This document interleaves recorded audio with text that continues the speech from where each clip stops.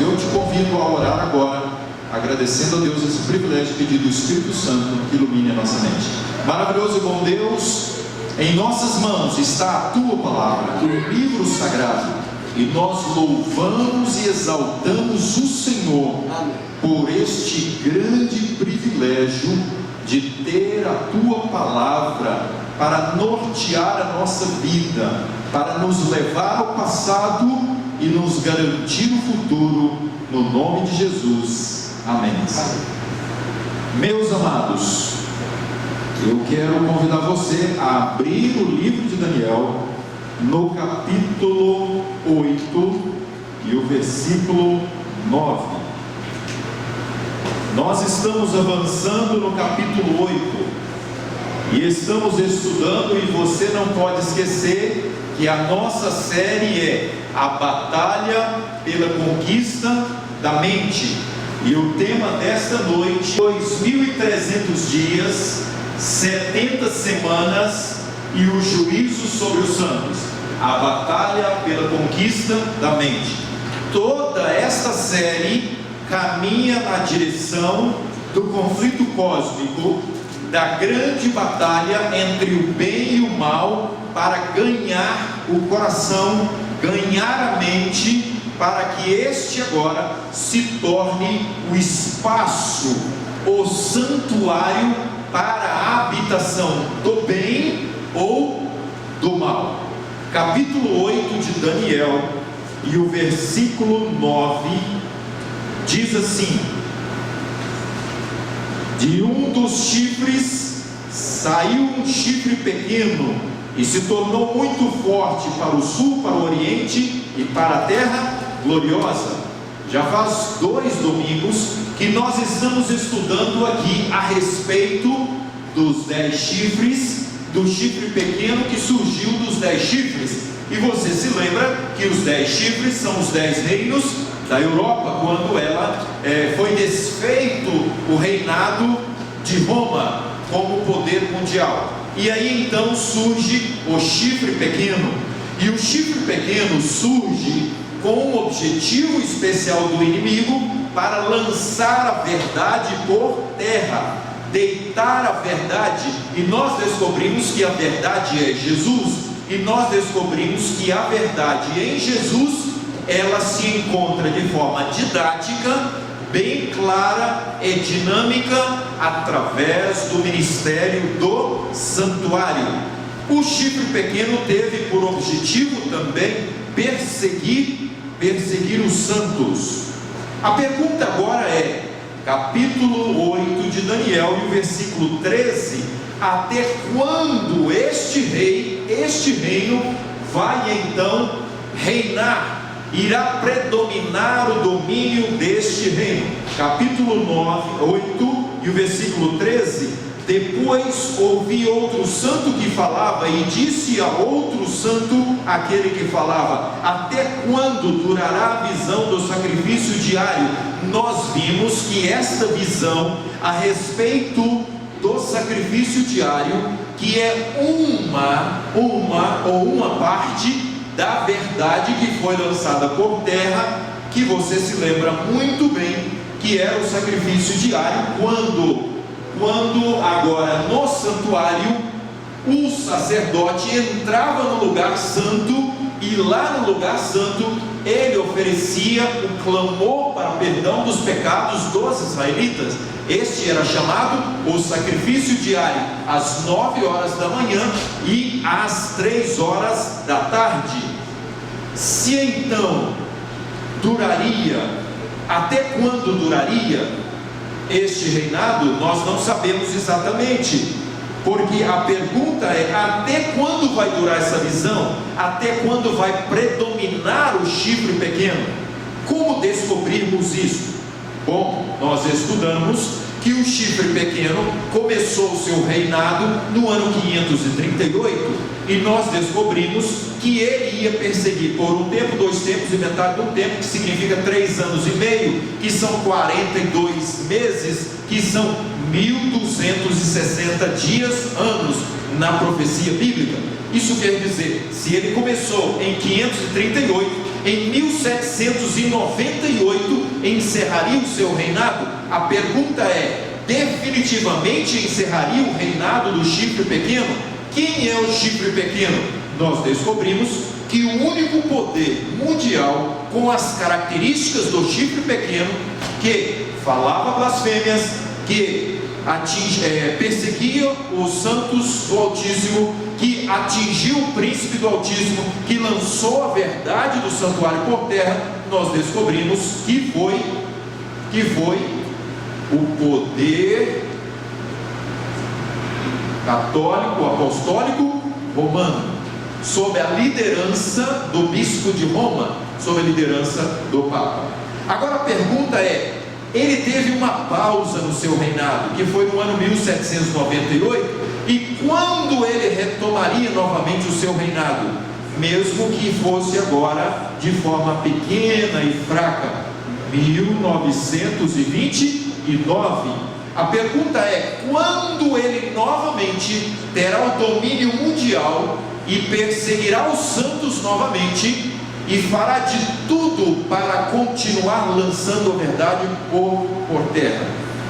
É só conhecermos as profecias que nós saberemos que muito em breve isso irá acontecer. Nós estudamos aqui a respeito da estátua, lembra do número 666? Nós conhecemos um pouco mais e vamos avançar isso quando nós estudarmos a respeito do livro de Apocalipse.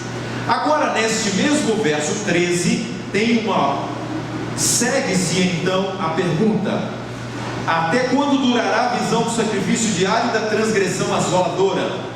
Visão na qual é entregue o santuário e o exército a fim de serem pisados. Nós descobrimos 1798. Mas o que nós temos aqui? Nós temos aqui o chifre pequeno, mas no versículo 14 nós temos agora uma resposta. Como entender essa resposta? E ele disse: até 2.300 tardes e manhãs o santuário será purificado. Vamos tentar entender um pouquinho aqui. O verso 13 está falando a respeito do fim do reinado do chifre pequeno. E o chifre pequeno, ele procurou atingir o santuário, ele procurou atingir o sacerdote, ele procurou atingir o mediador, que é Cristo Jesus. E agora então nós, no versículo 14, descobrimos a data para que o santuário fosse agora purificado, para que o santuário agora fosse restaurado ao estado de direito. Qual é o estado de direito do santuário? E qual santuário que tem estado de direito de restauração?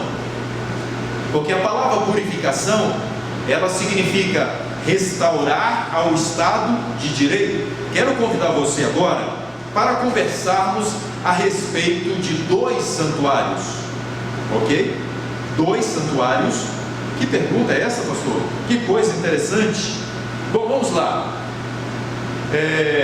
O primeiro santuário que sempre existiu, eu convido você para abrir a palavra de Deus no livro de Hebreus 8, e o versículo 1 de Hebreus diz: ora, o essencial das coisas que temos dito é que possuímos tal sumo sacerdote, que se assentou à destra do trono da majestade nos céus, como ministro do santuário e do verdadeiro tabernáculo que o Senhor erigiu e não o homem. O apóstolo Paulo então coloca para nós agora que existe um santuário no céu, e que este santuário foi erigido por Deus, construído por Deus. Então nós sabemos que existe um santuário no céu. E agora, como seria necessário e por que a purificação deste santuário no céu, se o céu é um lugar perfeito, santo, puro e maravilhoso? Como foi contaminado o santuário celestial? Agora, outra pergunta para nós é: e lá no santuário celestial, Cristo, ele é o sumo sacerdote e ele reina. Nós sabemos que quando ele ascendeu aos céus, Cristo foi agora fazer a função no lugar santo, mesmo tendo a liberdade de atuar no lugar santíssimo, porque ele está assentado à destra de Deus, o ancião de dias. Cristo foi ser o intercessor. Quando é que Cristo agora começou o ministério da purificação do santuário celestial? E o que foi que aconteceu para contaminar o santuário celestial? Nós sabemos muito bem que o chifre pequeno sempre quis assumir o lugar de Cristo, porque ele disse que ele era Deus e que ele poderia perdoar pecados, e Cristo está no céu e ele é Deus e ele é o único que pode perdoar pecados. Agora, a minha pergunta é: aonde seria o outro santuário que poderia ser contaminado? 1 Coríntios capítulo 3 e o versículo 16, o apóstolo Paulo apresenta para nós agora a respeito de um outro santuário além do santuário celestial. Por quê? Porque o santuário terrestre, o tabernáculo e o templo de Salomão, ele havia perdido a sua utilidade, porque Cristo se tornou o Cordeiro de Deus que tira o pecado do mundo. O véu se rasgou quando, às 3 horas da tarde, próximo ao pôr do sol, Cristo morreu na cruz do Calvário. Então agora estava ali descrito que temos acesso direto ao Pai e não precisamos do sacerdote terrestre. Bastaria o ministério do sacerdote, o Senhor Jesus Cristo. 1 Coríntios capítulo 3 e o versículo 16. Não sabeis que sois santuário de Deus e que o Espírito de Deus habita em vós? Se alguém destruir o santuário de Deus, Deus o destruirá. Se alguém contaminar o santuário de Deus, se alguém profanar o santuário de Deus, ele será o quê? Punido.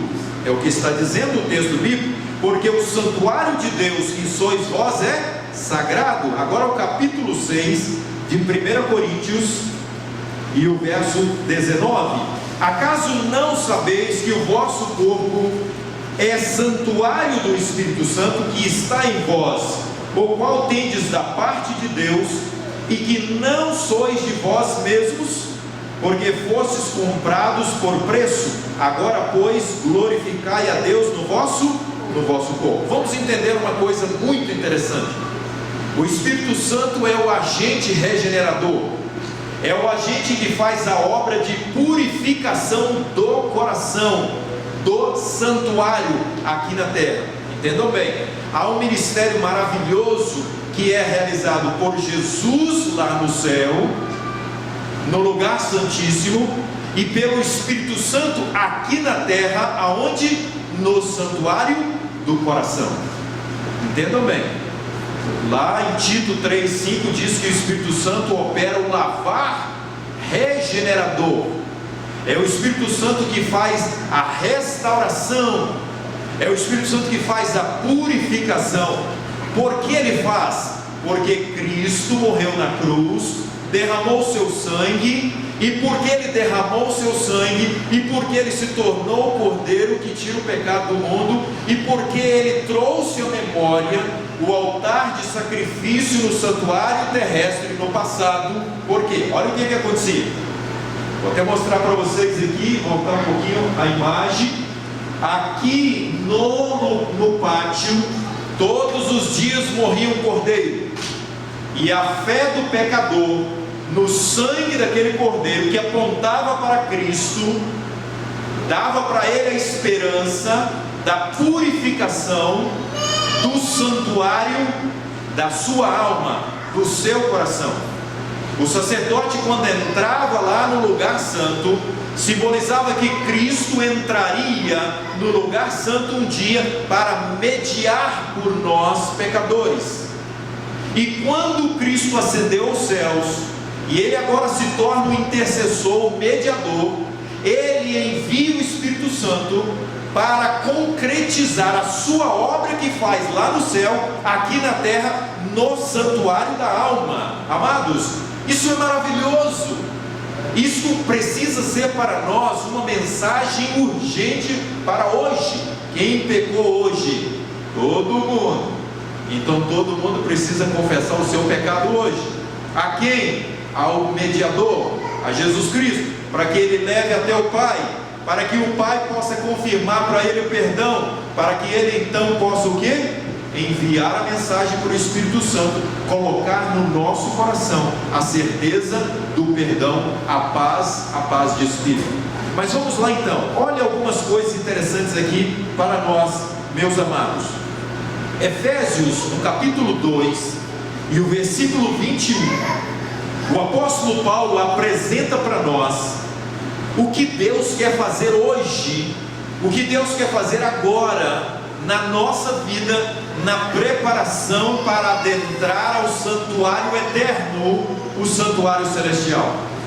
Efésios, o apóstolo Paulo, ele dá detalhes agora no versículo 20 do capítulo 2: edifica qual todo edifício bem ajustado cresce para santuário dedicado ao Senhor. Entenda bem, no qual também vós juntamente estáis sendo edificados para a habitação de Deus no Espírito. Então, como Deus habita no nosso coração? Através do ministério do Espírito Santo. E agora o texto bíblico é bem claro para nós que o objetivo de Deus é que, se nós estivermos fundamentados na palavra, conhecendo a Deus, relacionando com o Senhor Jesus Cristo, nós vamos crescer e vamos nos tornar um prédio, nós vamos nos tornar um palácio, nós vamos nos tornar a mansão para a presença de quem? Do soberano, o Deus Todo-Poderoso. Esta é a obra do Espírito Santo, amém? A gente pode dizer aleluia, glória a Deus, porque é isso que Deus quer fazer na nossa vida hoje, aqui e agora. Mas Jesus vem, e quando ele esteve aqui, ele trouxe o reino da graça. Jesus trouxe para a humanidade a oportunidade de conhecer o caminho para que nós pudéssemos verdadeiramente adentrar os portais da eternidade. E lá em Lucas 21:34 ele diz: acautelai-vos, cuidado, não contamine, não permita sujeira, não sobrecarregue o vosso coração. Com o que? Com a orgia, com a embriaguez e com as preocupações desta vida. O inimigo, na grande batalha entre o bem e o mal, tudo que ele faz é lançar sujeira no santuário da alma. Sabe para quê? Para que Deus não possa habitar. Porque onde há a presença de Deus, há pureza. Nessa noite eu te convido, faça uma reflexão, faça uma análise da vida. Porventura está entrando, acumulando no santuário da sua alma, da minha alma, alguma sujeira? Porventura está sobrecarregando a nossa mente com orgia? Investiga o que é orgia, investiga o que é embriaguez, investiga o que é preocupações da vida. Não vamos aprofundar nesse detalhe, mas é muito importante para nós, porque Deus quer renovar a nossa mente, porque Deus quer renovar o nosso coração, porque Deus quer renovar o santuário da alma. Romanos capítulo 12, o versículo 2, o apóstolo Paulo diz: renoveis o que? A vossa mente, tira o que tem de sujeira, faça um ajuste na vida, e não assista o que é imundo, não ouça o que é imundo, não coma o que é imundo, não toque no que é imundo, não fale o que é imundo, não pense no que é imundo. É tudo que Jesus quis dizer nas 3 palavras que ele citou com relação a sobrecarregar a mente e o coração. Então Salomão, ele diz: filho, guarda o teu coração, porque dele procede o quê? Procede o quê? As saídas da alma. O que é guardar? O que é proteger? O que é blindar? O que é fechar? E aí o próprio Salomão, em Provérbios 23, o verso 26, ele fala assim: que o pai: filho, dá-me o teu coração. Gostaria você de entregar o coração a Jesus nessa noite? Amém. Seria bom para nós entregarmos o nosso coração para Jesus nessa noite? Maravilhoso. Para nós seria essa a experiência. Mas vamos voltar um pouquinho. Vamos entender agora a experiência da contaminação do santuário celestial. Você entendeu, não entendeu? Como se contamina o santuário da alma, o santuário do coração, quando sobrecarrega, quando a gente deixa entrar. Nós já nascemos pecaminosos, mas nós podemos, pelo poder de Deus, buscar o Espírito Santo, para o Espírito Santo fazer o quê? Bloquear e impedir a entrada. Agora, eu convido você a voltar ao Éden. O que foi que aconteceu ali no jardim? Eles tinham uma mente perfeita, eles tinham uma mente pura. O santuário da alma era habitado somente pela presença do Criador. Ele só tinha contato com os anjos. O seu relacionamento com a natureza maravilhosa o atraía cada vez mais para a pessoa do Criador, do soberano. Era essa vida maravilhosa de Adão e Eva. Mas em um dado momento, eles se dirigiram para um espaço que não era contaminado, mas se tornaria um espaço contaminado se eles tocassem, se eles desobedecessem a ordem divina da palavra de Deus para não tocar e não comer. Por mais que a serpente estivesse ali, e ela foi possuída por Satanás, aquele espaço, ele foi realmente um espaço conquistado para a contaminação, para a imundícia, para a profanação, no momento em que Adão e Eva cedessem ao pecado, porque eles estariam dando aquele espaço que não era deles, que era de Deus, mesmo sendo a árvore do conhecimento do bem e do mal. Eles estariam dando a mente deles para que Satanás pudesse então agora administrar, pudesse agora então contaminar e profanar o santuário da alma. O que foi que aconteceu? No momento em que eles pecaram, o universo fica agora conhecendo a respeito do pecado, da contaminação no santuário terrestre, que era o espaço do jardim do Éden, na árvore do conhecimento do bem e do mal, e no espaço do santuário da alma de Adão e Eva. Por esse motivo, por essa razão, é necessário registrar no céu o quê? Registrar no céu o quê? Vamos lá, pensa comigo.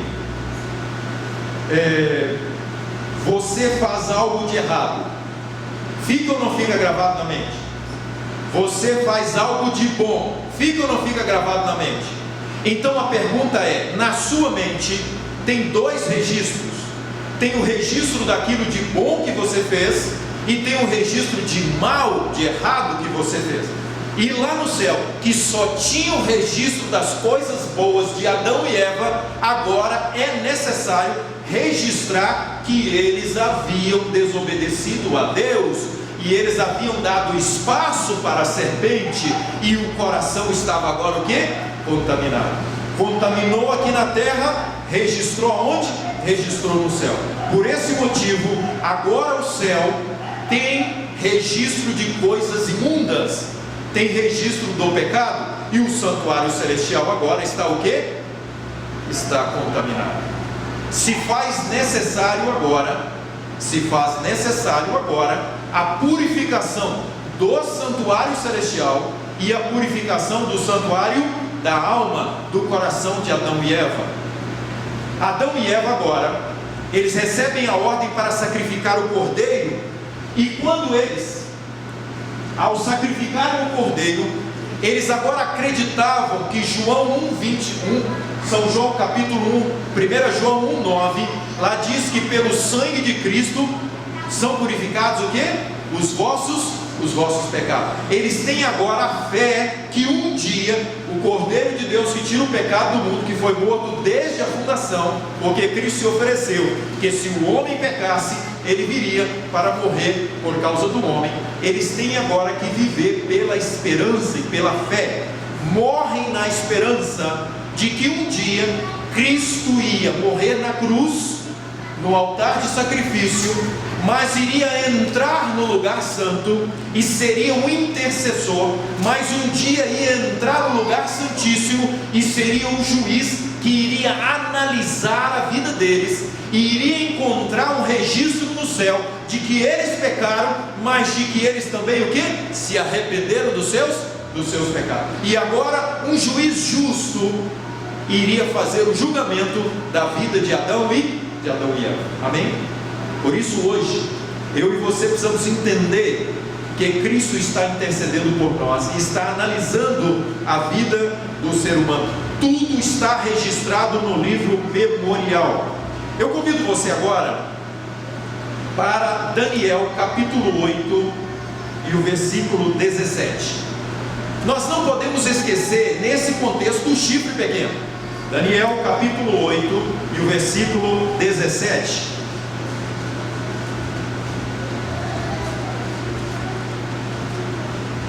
No final do verso 17, diz que esta visão se refere ao tempo do fim.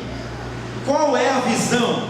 É a visão de que até quando o sacrifício diário que havia sido tomado, o santuário e a verdade que fora lançada por terra, e também a purificação do santuário, até quando esta visão iria durar. Agora então, no versículo 18 do capítulo 8, o texto bíblico diz assim, 19: e ele disse: eis que te farei saber o que há de acontecer no último tempo da ira. Entenda bem, olha agora, nós entramos para um ponto importante do estudo de Daniel. Qual será o último período da ira de Deus contra o pecado? O texto bíblico diz: o que há de acontecer no último tempo da ira, porque esta visão se refere ao tempo determinado do fim. Quando é então que começaria o tempo do fim? Daniel capítulo 12 e o versículo 4. O texto diz: Daniel, tu porém encerra as palavras, sela o livro até o tempo do fim. Daniel, muitos o esquadrinharão e o saber se multiplicará. Então quando é que começaria o tempo do fim e que a visão duraria até o início do tempo do fim? A Bíblia diz: quando o livro de Daniel fosse estudado, e quando o livro de Daniel fosse estudado e investigado, então estaria ali começando o tempo do fim, um momento especial da história. No versículo 6, novamente a pergunta e uma ênfase. Um deles disse ao homem vestido de linho, que estava sobre as águas do rio: quando mesmo se cumprirão essas palavras, essas maravilhas? A pergunta que eu faço é: quais são estas maravilhas? Eu convido você agora para entendermos quais eram estas maravilhas. No capítulo 2, fala para nós que o livro de Daniel foi fechado, mas ele seria o que? Aberto. Esta é uma maravilha, porque quando ele fosse aberto, iria se desvendar grandes mistérios para a humanidade. Uma outra maravilha: quando é que iria encerrar o reinado do chifre pequeno? Outra grande e maravilhosa maravilha. Outra coisa: quando é que começaria a purificação do santuário celestial? Do Daniel capítulo 8 e o versículo 14, que nós já sabemos que até 2.300 tardes e manhãs, e o santuário será o quê? O santuário será purificado. Amados irmãos, nós sabemos que foi em 1798 que o chifre pequeno perdeu o seu reinado. Então quando começou o tempo do fim? 1798. Mas a purificação do santuário começou em que ano? 1844. A partir de sábado que vem, de manhã aqui na igreja, nós estaremos estudando um pouco mais a respeito da purificação do santuário celestial. O versículo 7: ouvi um homem vestido de linho que estava sobre as águas do rio, quando levantou a mão direita e a esquerda ao céu e jurou por aquele que vive eternamente, que isto seria depois de um tempo, 2 tempos e metade de um tempo, e quando se acabar a destruição do poder do povo santo, estas coisas todas se cumprirão. Então a pergunta é: quando realmente começou o tempo do fim, o último período da ira de Deus? A partir de 1798. E a pergunta agora é: e os 2.300 dias, ou as 2.300 tardes e manhãs? Nós vamos entrar agora na mais extensa e longa profecia da Bíblia, a profecia das 2.300 tardes e manhãs, e vamos ver com detalhes porque ela foi dividida em 2 partes, e as 2 partes têm a ver com o santuário, tem a ver com a purificação do santuário. Primeiro, vamos entender uma coisa muito importante: o que contaminou o santuário celestial, lançando por terra a verdade, foi o chifre pequeno, e ele o quê? Ele morreu, 1798, perdeu o seu reinado. Segundo, quando começa os 2.300 dias, ou as 2.300 tardes e manhãs, e a purificação e o juízo de investigação dos registros no santuário celestial? O que tem a ver esta purificação, ou este contexto do chifre pequeno e dos 2.300 dias com o santuário? O que isso tem a ver com a pessoa de Jesus Cristo e o seu ministério? Qual a ligação com deitar a verdade por terra pelo chifre pequeno? Amados, nesse período, nesse contexto de 1798, o que é que realmente acontece como cumprimento da profecia? Daniel, capítulo 9, como entender e como saber quando começa as 2.300 tardes e manhãs? Daniel, no capítulo 9, e o versículo 2 e o versículo 3, Daniel começa a orar, e ele ora agora para a libertação do seu povo que está 70 anos em Babilônia. Só que o anjo Gabriel vem agora para apresentar para Daniel o esclarecimento a respeito da profecia das 2.300 tardes e manhãs de Daniel, capítulo 8 e o versículo 14, que lá diz: até 2.300 tardes e manhãs o santuário será purificado. Quando começou esta profecia?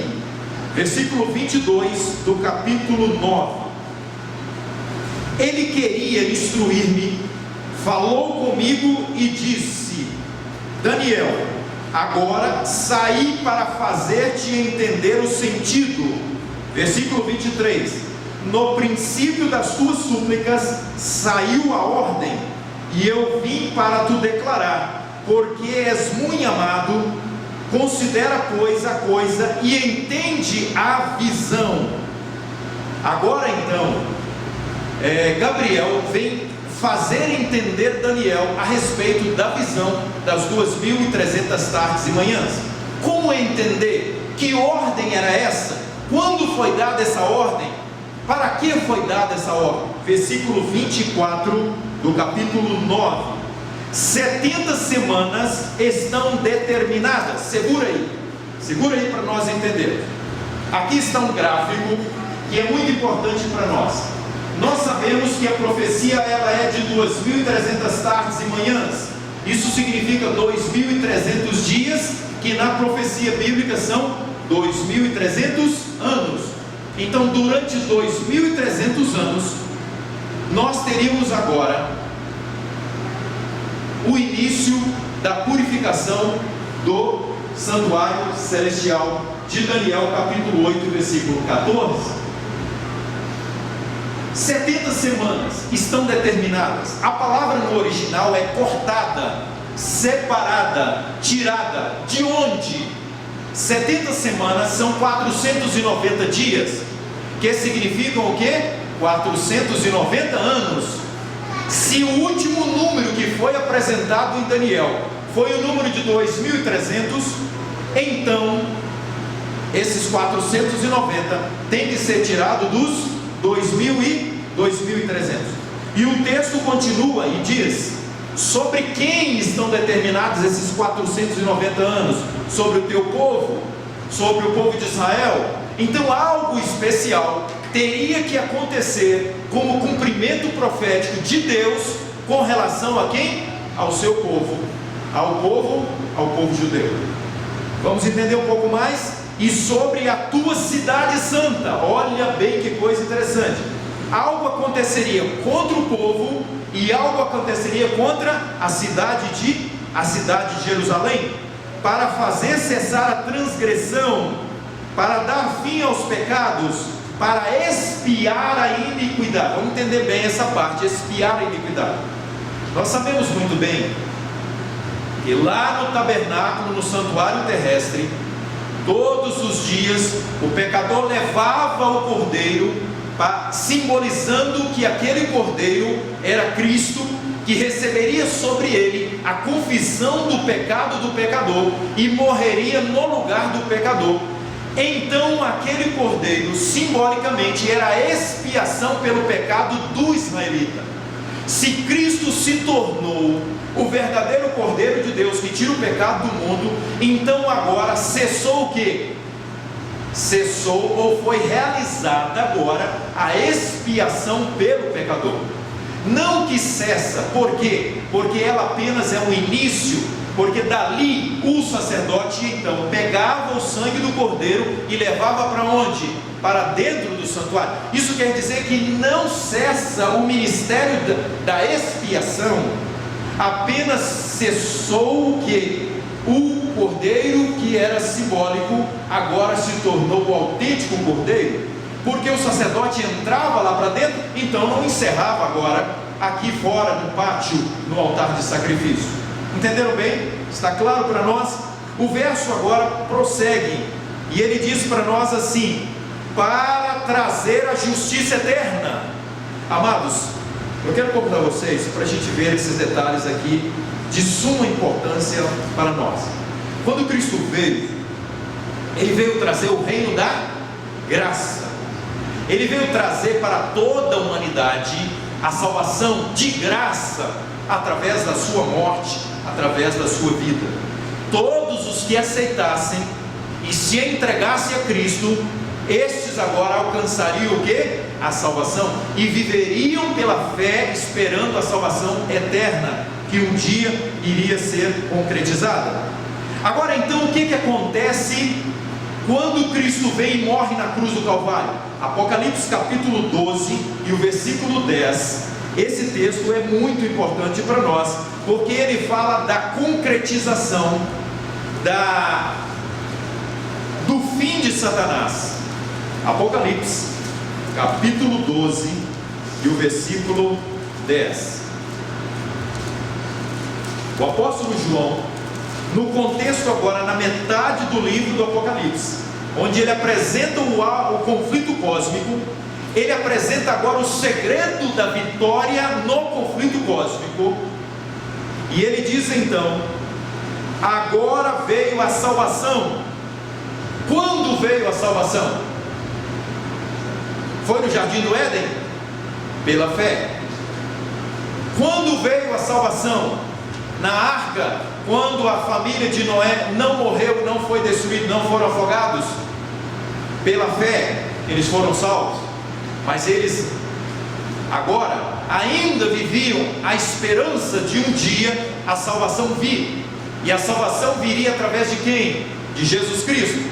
Agora então, o texto bíblico diz assim: o poder, o reino do nosso Deus e a autoridade do seu Cristo. Quando a Bíblia diz assim, em Gênesis 3,15, que o descendente da mulher ia fazer o que com a serpente?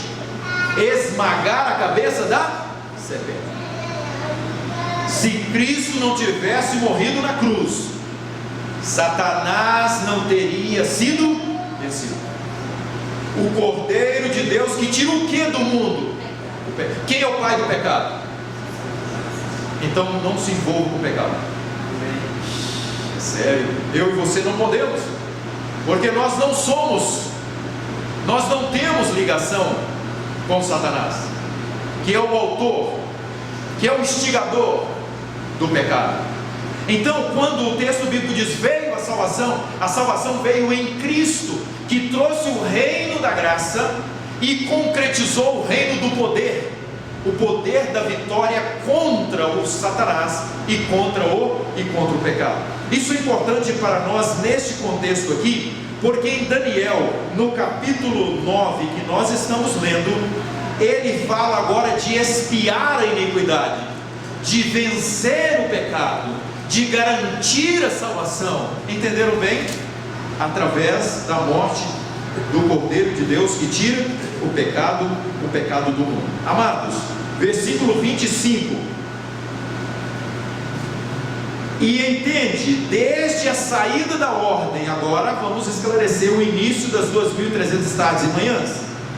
Sabe e entende desde a saída da ordem para restaurar e para edificar Jerusalém até a ungido ao príncipe. Então vamos lá.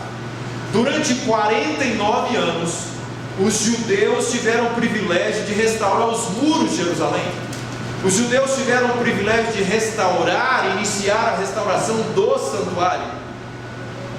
Estes 49 anos, eles estão dentro das 70 semanas, eles estão dentro dos 490 anos, eles estão dentro dos 2.300 anos.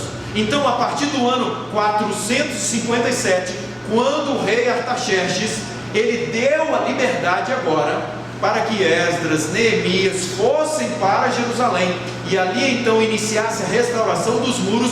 Começou então a profecia das 2.300 tardes e manhãs.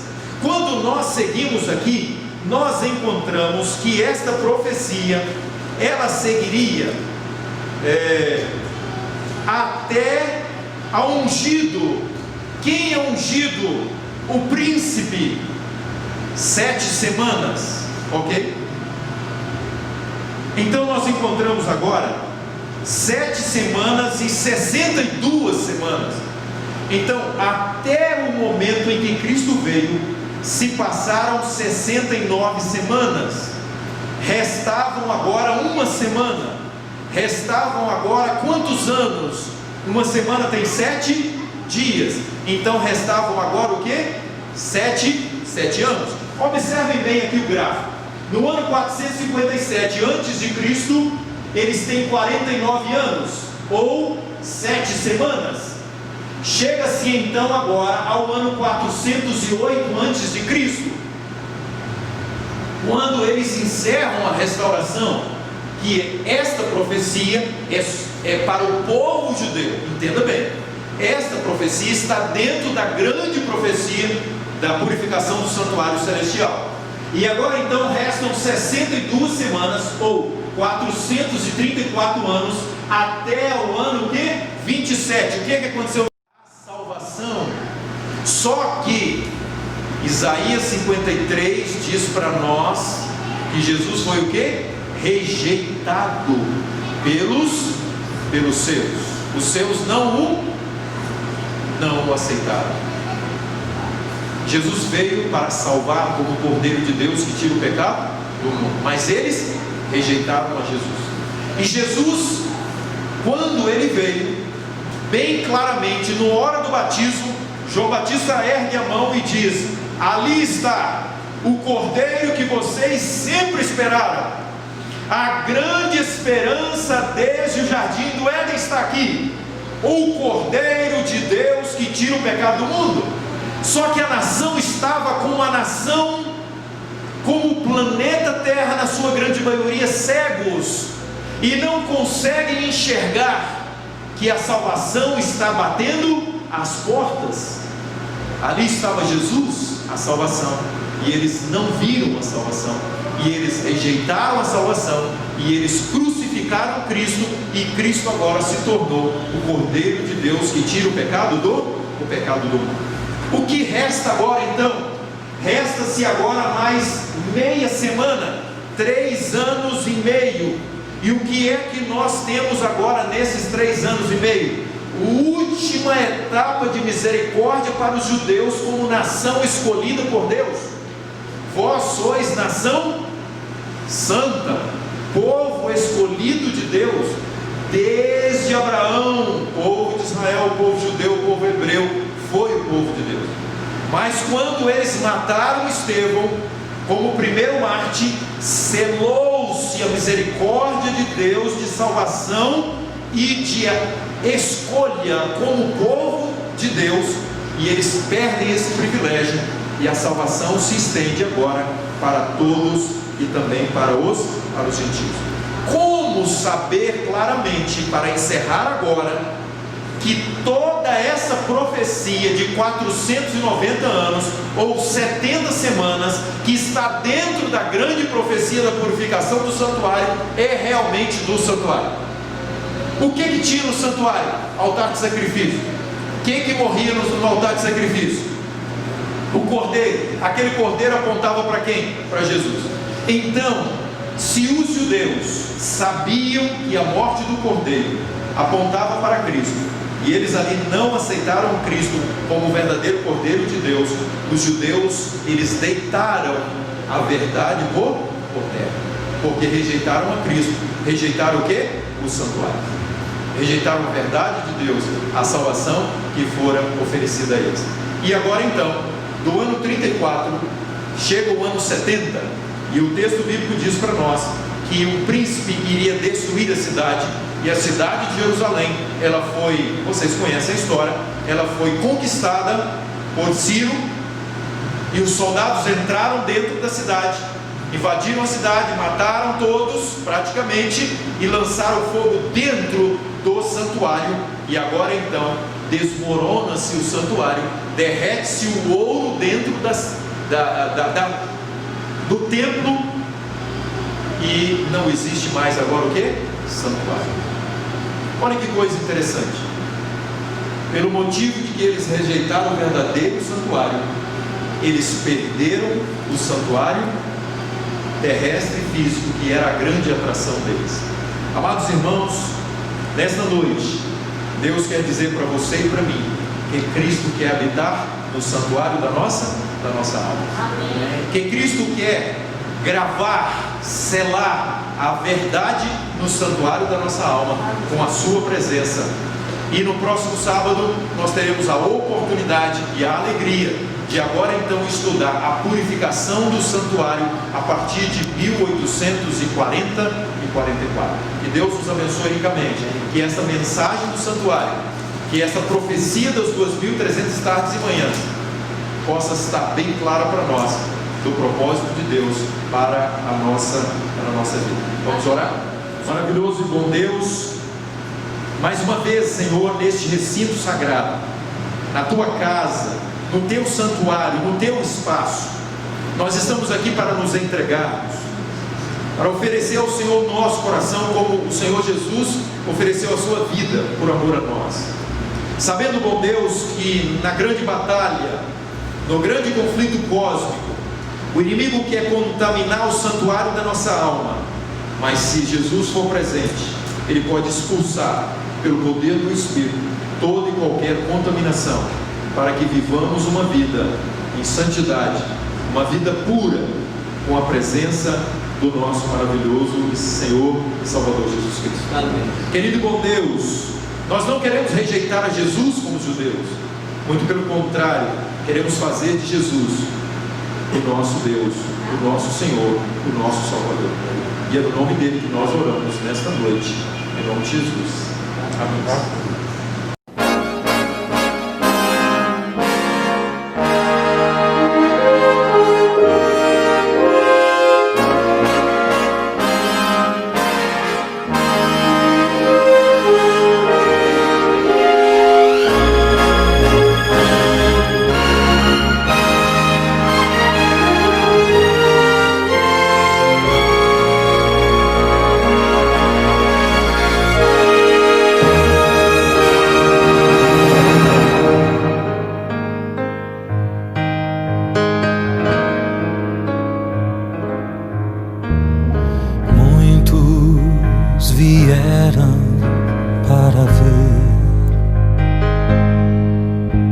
aquele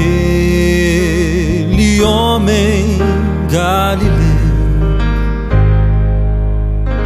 Não havia explicação para um carpinteiro ter tanto louvor da multidão.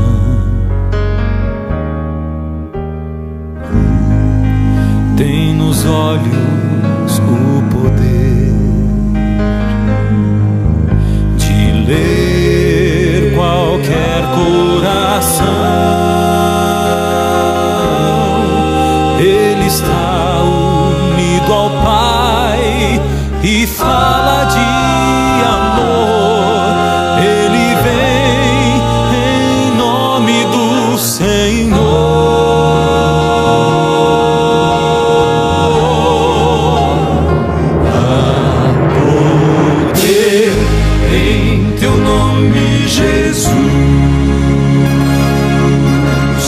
A esperança em teu nome, Jesus.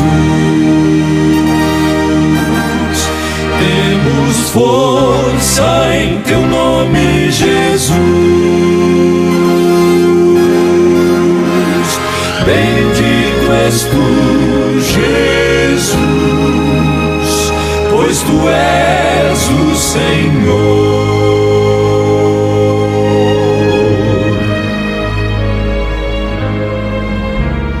Quando nos vem desilusões e a nossa vida se desfaz, mesmo em meio a tanta dor, ainda existe a paz, crendo no nome do Senhor. Doce nome de Jesus, poder e força produz. Ele traz a eterna paz, Ele é a eterna luz. Há poder no nome de Jesus.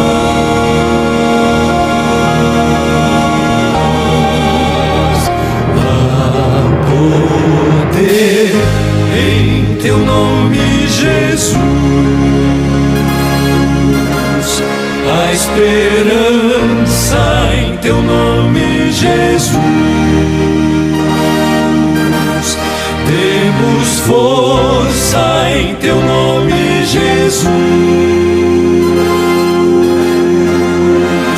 Bendito és tu, Jesus, pois tu és o Senhor. Teu nome será louvado para sempre. Criador, Redentor e Rei. Há poder em teu nome, Jesus. A esperança em teu nome, Jesus. Temos força em teu nome, Jesus. Bendito és tu, Jesus. Bendito és tu, Jesus. Bendito és tu, Jesus, pois tu és o Senhor.